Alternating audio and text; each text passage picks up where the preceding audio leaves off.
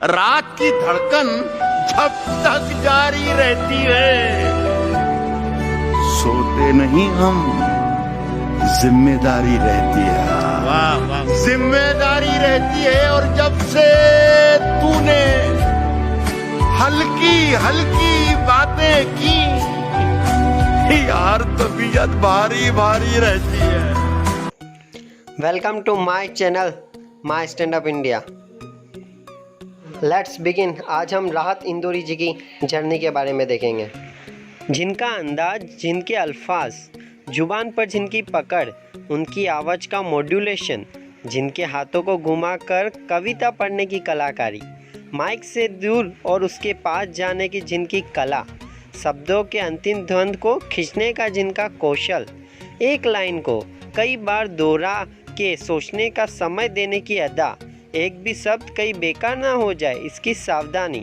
बहुत ज़्यादा नहीं सुनाते हैं, लेकिन जो भी सुनाते हैं उस पर सोचने के लिए कई गुना वक्त चाहिए होता है। जी हाँ, मैं बात कर रहा हूँ दुनिया के सबसे मशहूर शायर डॉक्टर राहत इंदौरी जी की।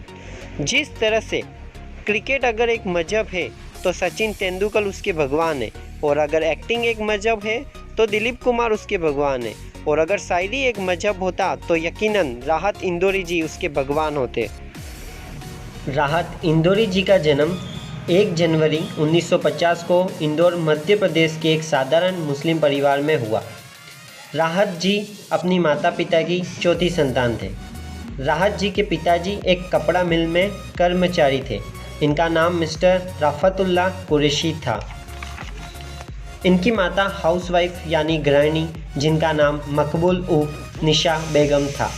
राहत जी की शादी 27 मई 1976 को सीमा राहत के साथ हुई।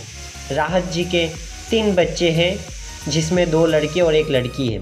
राहत जी की स्कूली शिक्षा इंदौर के ही एक स्कूल जिसका नाम है नूतन स्कूल इंदौर से हुई। ना सिर्फ पढ़ाई में अव्वल रहने वाले राहत अपने स्कूल में हॉकी टीम के कैप्टन हुआ करते थे। इनकी प्रतिभा का यही सिलसिला आगे भी जारी रहा। इंदौर के ही एक कॉलेज, इस्लामी करीमा कॉलेज से इन्होंने ग्रेजुएशन की पढ़ाई की। इन्होंने 1975 में मध्य प्रदेश के भोपाल के ही बरकतुल्लाह यूनिवर्सिटी से उर्दू लिटरेचर में एमए किया। इन्हें 1985 में इनकी लिखी हुई थीसिस उर्दू में मुसैया की वजह से इन्हें मध्य प्रदेश की भोज यूनिवर्सिटी ने पीएचडी की उपाधि दी। डॉक्टर राहत इंदौरी ने 19 साल की उम्र में अपना पहला मुशायरा पढ़ा। राहत जी के परिवार की आर्थिक स्थिति इतनी अच्छी नहीं थी। इसी वजह से इन्होंने 10 साल से कम उम्र में ही शहर में एक साइन चित्रकार के रूप में काम करना शुरू किया।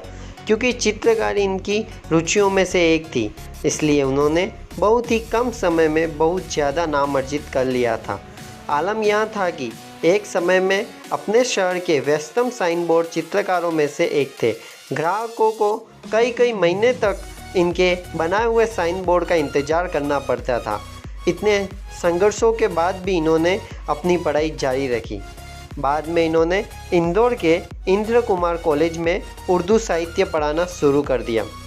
एक अच्छे वक्ता होने के कारण बहुत जल्द कॉलेज में सभी बच्चों के ये पसंदीदा शिक्षक बन गए, और होने को तो कुछ और ही मंजूर था।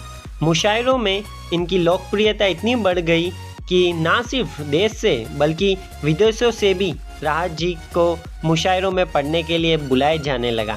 यही नहीं, राहत जी ने हिंदी फिल्मों में भी कई हिट गाने लिखे। मुन्ना भाई MBBS का एम बोले तो का गाना राहत इंदौर जी ने ही लिखा है। राहत जी की उपलब्धियां इतनी हैं कि इस अवार्ड लिस्ट की अगर मैं एक अवार्ड को पढ़ना शुरू करूं तो मेरा पूरा दिन बीत जाए। जी हाँ, राहत जी को दुनिया के तमाम मुल्कों में उर्दू में इनके बेहतरीन काम के लिए इनको सम्मानित किया गया। राहत जी की ज़िंदगी से हमको यह सीखना चाहिए कि हालात चाहे कितने भी बुरे क्यों ना हो, हमें अपने ख्वाबों को पूरा करने की जिद कभी भी नहीं छोड़नी चाहिए। और जैसा कि आप सब जानते हो, अब राहत इंदौरी जी अब हमारे बीच में नहीं रहे। उनकी मृत्यु 11 अगस्त 2020 को दिल का दौरा पड़ने की वजह से हो गई है। मैं जब मर जाऊं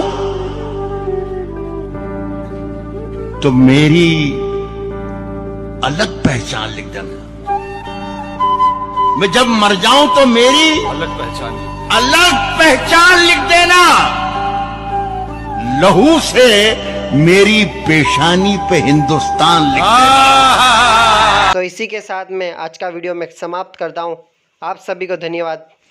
like my video, share my video and subscribe my channel. जय हिंद, जय भारत। आप सभी का दिल से धन्यवाद वीडियो को पूरा देखने के लिए।